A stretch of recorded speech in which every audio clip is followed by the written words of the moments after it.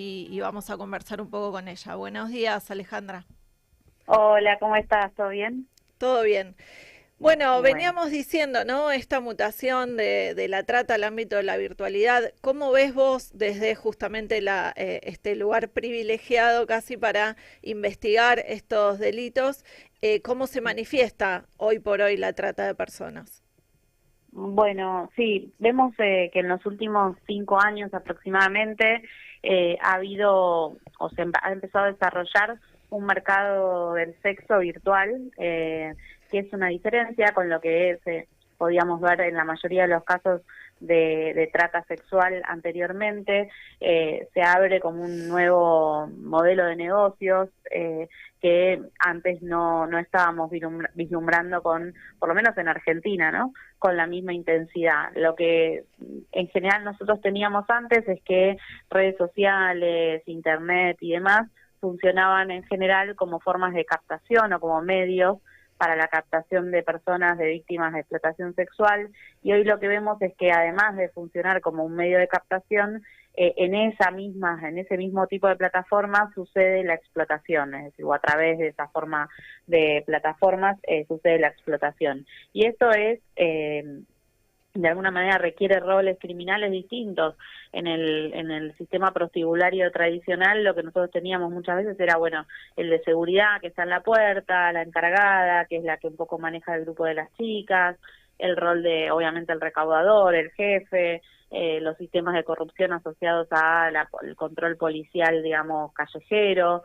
Y hoy estos roles criminales en la explotación a través de Internet varían brevemente. Tenemos la participación no solo de personas que saben y que desarrollan programas de Internet, tenemos el monitoreo, el rol del monitor, que es una persona que está en contacto directo con las víctimas, ejerciendo un control físico, digamos, durante las jornadas, digamos, de explotación, que a veces son jornadas muy extensas. Es decir, lo que nosotros notamos es que algunas formas de control de la sexualidad se reproducen también en la virtualidad, pero se ejercen de una manera diferencial. Tenemos también el rol de las coach, es decir, todas las Ujú. chicas que ingresan, las mujeres que ingresan en estos mercados, tienen a una referenta mujer que es la que les dice cómo lo tienen que hacer, de qué manera, qué se tienen que bancar, qué no. Y después tenemos también asociado todo lo que tiene que ver con el manejo de esa ganancia, porque a diferencia del sistema prostibulario tradicional, que la mayoría se maneja en efectivo o por mercado, por aplicaciones de pago, en la virtualidad existe un desarrollo distinto que tiene que ver con plataformas de pago, pago con tarjeta de crédito, criptoactivos, criptomonedas, y todo esto nos lleva a un plano que necesariamente es internacional, porque para poder conseguir todas estas evidencias necesitamos la cooperación de otros países. Entonces es un escenario distinto que ofrece como nuevos desafíos de investigación, y que al mismo tiempo ofrece también o nos da, digamos, el desafío de repensar ciertas formas de vulneración de derechos que por ahí antiguamente no se reconocían de la misma manera, ¿no? Si alguien no te toca, igual puede haber abuso sexual, o de qué manera puede haber un menoscabo en la sexualidad de una persona, aún estando de manera remota a través de una pantalla, ¿no? Alejandra, buen día, Facundo te saluda. Hola, Facu, ¿cómo va? Bien, muy bien. No, hacerte una consulta. Nosotros el año pasado Sí. difundimos y trabajamos un primer fallo que hubo respecto a una situación de explotación que había sido mixta en Mm, este caso porque la captación se había dado de manera presencial, pero después mm, la explotación se da de manera virtual.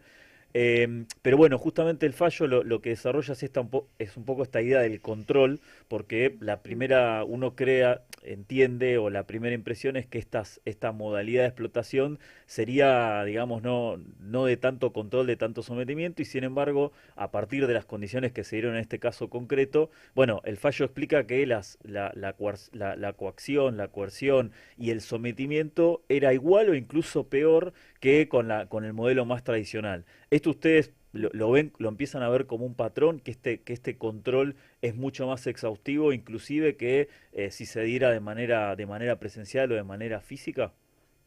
Mira, nosotros lo que sí podemos ver es, bueno, ese fallo es un fallo, como vos bien decís, donde también había prostitución presencial, es decir, la explotación se daba en un contexto virtual y presencial, pero después tenemos otros casos con un alto grado de avance en el Poder Judicial, en donde la explotación fue solo virtual. En lo que tiene que ver con el control, es decir, el rol del tratante en toda la cadena de la explotación, en el sistema prostibulario tradicional y en el virtual, siempre es un rol que es a demanda, ¿no? Es decir, la coerción se ejerce en la medida en que esto es necesario para cumplir con el negocio.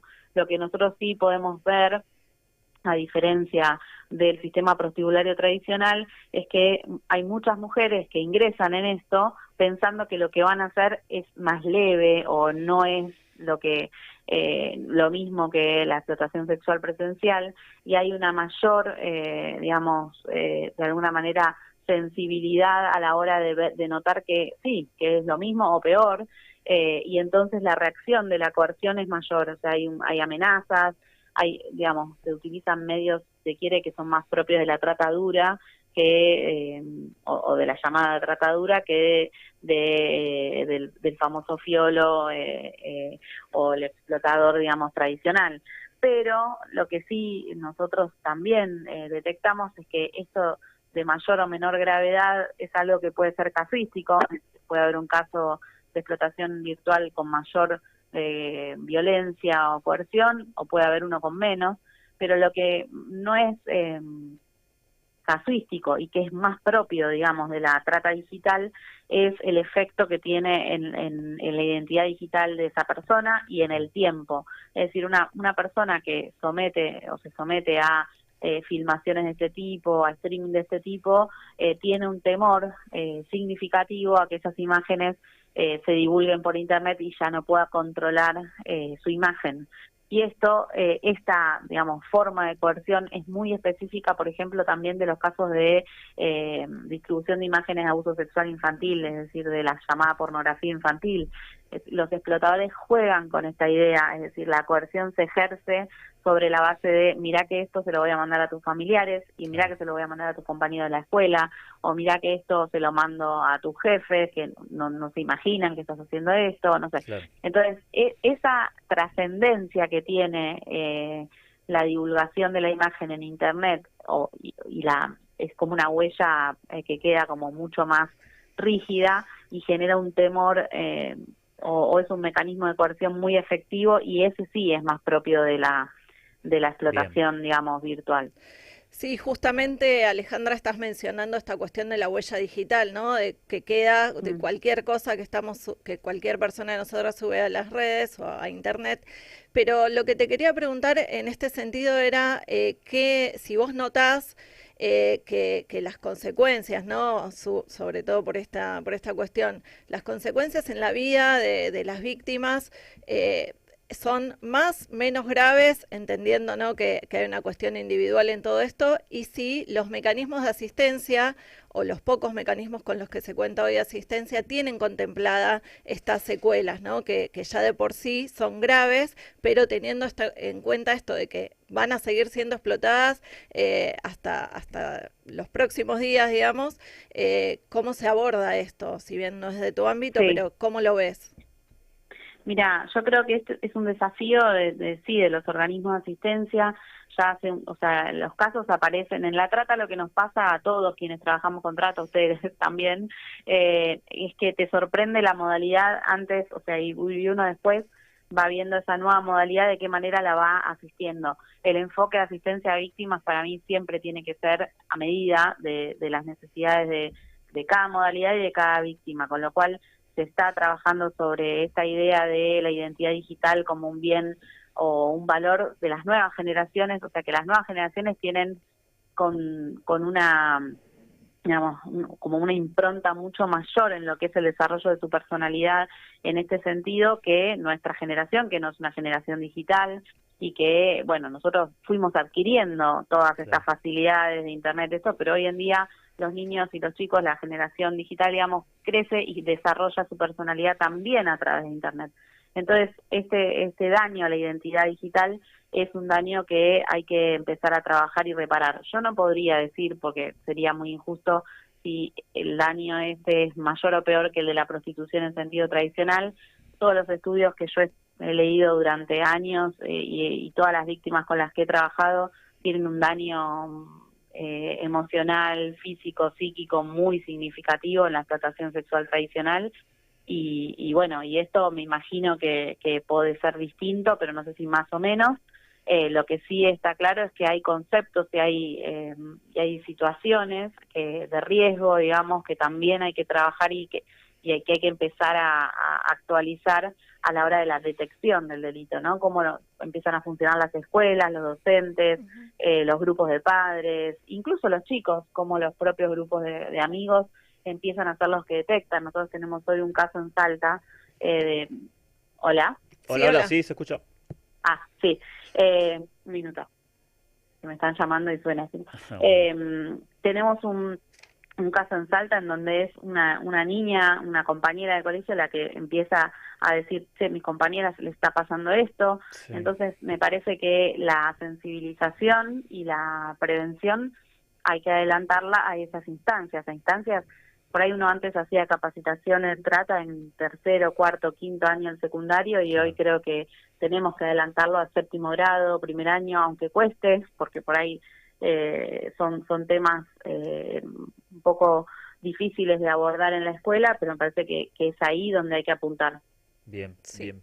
No, y ahí preguntarte, la semana pasada conversamos con tu colega, con Laura Mazzaferri, y nosotros le preguntamos respecto de la legislación si era suficiente, y ella, vinculado al tema de organizaciones coercitivas, nos decía que ponía un poco más el acento en generar una práctica jurídica, ¿no? Que en su momento hubo que también hacer lo mismo con las formas más tradicionales de trata, pero que entendía que con la legislación actual alcanza para poder trabajar respecto a las organizaciones coercitivas y que era más importante ir generando esa cultura jurídica en los tribunales, en las fiscalías. Vos viendo el tema de trata de virtualidad, ¿considerás que con la legislación actual es suficiente o habría que idealmente ir pensando en alguna modificación de la ley de trata, que es la ley base que tenemos actualmente? Bueno, a mí me parece que el legislador, coincido con Laura, obviamente totalmente, porque el legislador argentino tomó una decisión que fue definir la explotación a partir de prácticas, digamos, como eje la esclavitud, como eje la reducción a la servidumbre y sus prácticas análogas, y en cada uno de los incisos, es decir, bueno, tanto la trata en lo que sería la explotación de la prostitución ajena, o la trata en contextos laborales, o en otras formas de explotación, ha sido muy generosa. Por ejemplo, en lo que es trata sexual, habla también de cualquier otra forma de comercio sexual, que es lo que nosotros más que nada estamos usando para distintas modalidades, como por ejemplo la distribución de imágenes explícitas. Entonces, cambiar las finalidades, por ejemplo, y pasarnos a una suerte de números clausus que algunos países por ahí tienen, es decir, números clausus quiere decir como, bueno, yo te digo que trata es esta y esta modalidad, y lo que no sea estas modalidades no es delito. Cambiar algo así en un delito que es tan dinámico y que se actualiza tanto, es un riesgo, porque además en la trata, digamos, la explotación de personas no solo se modifica en función de, no sé, las economías globales o la migración, un montón de factores sociales, sino también con factores tecnológicos, es decir, por ejemplo, pensemos en lo que es todas las finalidades que tienen que ver con tráfico de órganos en un mundo en donde va a empezar a haber, por ejemplo, clonación, o ya hay, pero digamos, aplicada a este tipo de cosas, o el mismo lo que está sucediendo con la maternidad subrogada. Son modalidades, es decir, las personas pueden ser explotadas en función de contextos no solo sociales diversos, sino también tecnológicos, climáticos y cuestiones incluso asociadas al desenvolvimiento del crimen organizado, que son tan dinámicas que ponerlas en una legislación cerrada no resulta recomendable. Bien. Es decir, que debiéramos poner el eje tanto en la prevención como en la asistencia y no en la tipificación del delito, porque por lo que nos estás diciendo, lo que nos comentaba Laura, hoy por hoy alcanzaría para que si los jueces y los fiscales hicieran un buen uso de esa legislación con la que cuentan, podrían sancionar el delito. Y Sí. quería volver a algo que mencionaste al principio, que hablabas, cuando estabas contando esta mutación a la virtualidad, hablabas de un nuevo modelo de negocio, ¿no? O sea, Mm. entendiendo este delito como un negocio y cuáles serían los riesgos que vos evaluás y cómo se está abordando, ¿no? Porque es tentación para aquellos que no tienen trabajo, que bueno, con este contexto adverso y demás, tomarlo como, bueno, un posible emprendimiento, ¿no? Tanto para los jóvenes que no encuentran su primer fuente de trabajo, como para aquellos inescrupulosos que hacen justamente uso de esta vulnerabilidad. Sí, a mí me parece que, bueno, lo que preguntás justo en la tecla de algo que es propio de todas las formas de explotación en general, ¿no? Es decir, existe un universo posible en el cual la persona de manera autónoma realice esta actividad sin dañar a terceros, porque obviamente es su vida o lo que sea. El problema siempre es que los más vulnerables no lo pueden hacer con ese grado de libertad y autonomía que pareciera, digamos, promocionarse muchas veces y terminan, digamos, atrapados por intermediarios y esto que yo digo del modelo de negocios tiene que ver con eso, es decir, intermediarios que se van llevando la mayoría de la ganancia. Entonces, lo que comienza siendo, y ahí hay un rol también importante de los llamados influencers, ¿no? Ujú. Hay una plataforma digital que es OnlyFans, la digo porque no hay ningún problema, incluso hay estudios afuera sobre esto, Exacto. en donde hay muchos famosos, influencers y demás que tienen sus cuentas y por ahí monetizan y hacen plata de mostrar una foto, no sé, en Corpiño, por ejemplo. Bueno, esa persona hoy decidió subir esa foto en Corpiño y mañana por ahí está haciendo una publicidad en otro lado o está trabajando en una novela. Lo que nosotros describimos como explotación es una situación en la cual vos pasás a depender de una persona a la que le tenés que dar una determinada cantidad de producción diaria, a la que le tenés que entregar todas las contraseñas de tus redes, Claro. a la que le tenés que dar el acceso, digamos, al material completo y que además es quien va a cobrar por ese trabajo y eventualmente te va a dar un porcentaje. Entonces, esa forma de explotación es la que es un caso, digamos, de trata, que convive con algunas otras situaciones en las cuales autónomamente una persona puede decidir hacer algo. Y esto no es algo nuevo de la trata, ¿no? Ha pasado con la prostitución en su momento, ha pasado con, por ejemplo, o pasa con la mendicidad, ha pasado también con algunas formas de trabajo que pueden ser considerados trabajo esclavo, pero bueno, es decir, la situación en la cual la persona empieza a depender en el qué, cómo y cuándo de la voluntad de un tercero y empieza a restringir su autonomía al punto tal de no poder decidir ya su plan de vida, es decir, qué va a hacer en esa semana, qué va a hacer la semana próxima. Es decir, ese es el punto en el cual nosotros ingresamos desde el derecho penal, no en situaciones aisladas, y ese es el punto a veces más difícil, ¿no? Porque cuando uno quiere hacer prevención, le saltan diciendo, ah, bueno, pero si yo me puedo ganar unos mangos, si estoy en mi Claro. casa, lo hago yo en mi cuarto, Claro. pero no es esa la situación. El riesgo que nosotros queremos hacer saber que existe y que está latente es el riesgo de la manipulación, es decir, de la idea de va a venir una persona y va a controlar todo esto, vos no lo vas a controlar.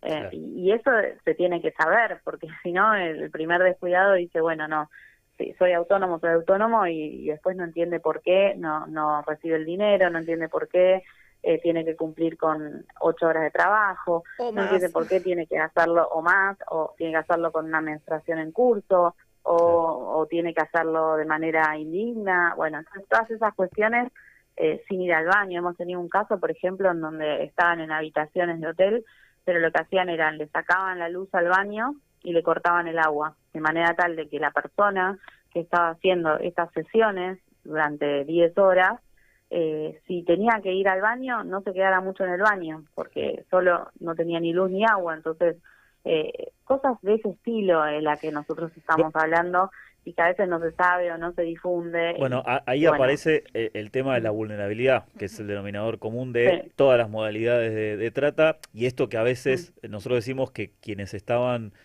eran más vulnerables con la trata en su antiguo formato, también lo son ahora con la virtualidad, más allá de que hay una sí, democratización por el uso de las tecnologías y la difusión, todos hoy tenemos un celular.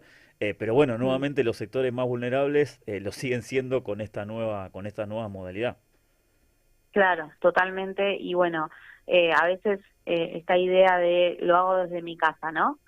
Pensemos en eso, que a veces brinda una seguridad y que esa seguridad se pierde muy fácilmente en el mundo virtual. Y de nuevo, a veces es algo generacional que hay que entender que un chico, aunque esté en su habitación, esté en su cuarto, se siente absolutamente en riesgo a través de Internet. Es decir, y esto pasa con la trata, con los delitos, digamos, de pornografía infantil, y pasa también con el bullying y con un montón de otras cosas. Es decir, hay un mundo digital que es muy grande y que tiene, digamos, y que influye mucho en la vida de las personas, y se cometen muchos delitos a través de esas redes que hay que empezar a trabajar para prevenir y después para reprimir y sancionar, ¿no? Para que no se sigan cometiendo. Totalmente, para que no se reproduzcan. Y Alejandra, Mm, justamente esto que mencionás me da pie para preguntarte, ¿no? Hablas de los más chicos.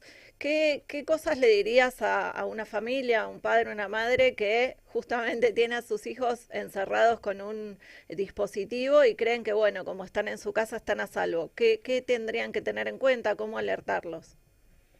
Bueno, para mí es fundamental el diálogo más que la prohibición, ¿no? Porque a veces prohibir no sirve de nada. Los chicos saben perfectamente cómo eludir los controles. Ujú. Entonces hay que hablar y hay que hacer saber cuáles son esos riesgos. Eh, a veces cuando uno, digamos, nosotros nos criamos de otra manera y sabemos que en la calle, por ejemplo, hay riesgos. Bueno, explicar cuáles son esos riesgos digitales, poder hablar. Hay, eh, hay varias organizaciones, por ejemplo, una de ellas es Faro Digital. Ujú. Ujú. Después también en su momento hay del gobierno de la ciudad y hay también del gobierno nacional algunas que, digamos, es con Voz en la Red y algunas otras campañas que se han hecho que tienen mucha información acerca para brindarle directamente a los chicos en el sentido de, bueno, cuáles son las cosas que hay que difundir y que no, qué sucede cuando uno envía una foto íntima, si eso es o no privado, si la comunicación entre dos en Internet es una comunicación privada, y eso también hay que decirlo, porque esa expectativa de privacidad que alguien tiene cuando manda un mensaje en realidad no es tal, entonces Claro. poder difundir la información necesaria para que sepan que existen esos riesgos y que esos riesgos en principio van a estar aunque uno esté con la puerta cerrada de su casa, calentito y que todo parezca que está bien. Entonces me parece eso que es principalmente lo que hay que empezar a hablar. Bien. Alejandra, te hago la última pregunta, al menos por mi parte. Nos Mm, centramos mucho en trata y virtualidad respecto a una modalidad que es la explotación sexual.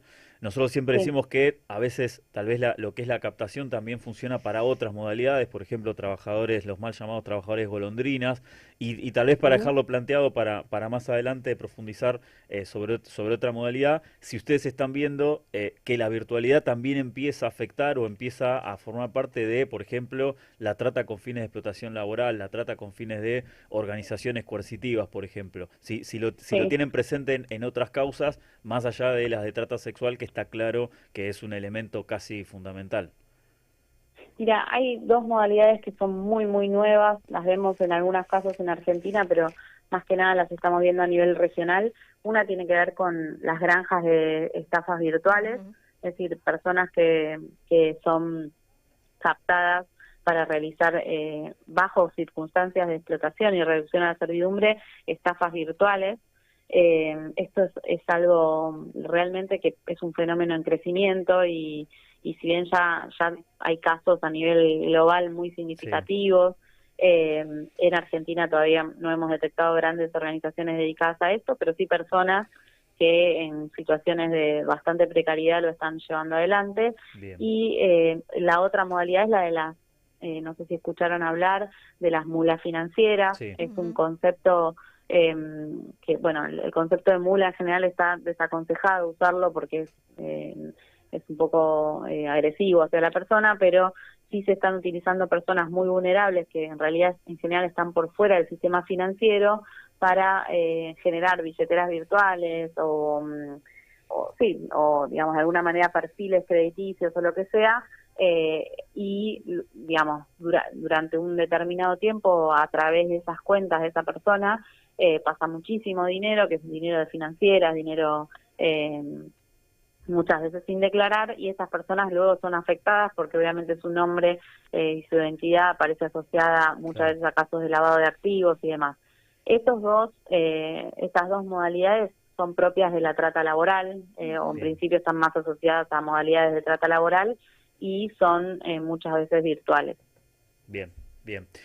Bueno, obviamente, Ale, agradeciendo tu tiempo, tu predisposición. Recordamos, estuvimos conversando con Alejandra Mangano, que es fiscal federal y además cotitular junto con Marcelo Colombo de la Protex, la Procuraduría de Trata y Explotación de Personas. Te agradecemos y seguramente en un futuro te estaremos molestando nuevamente para seguir conversando sobre estos temas.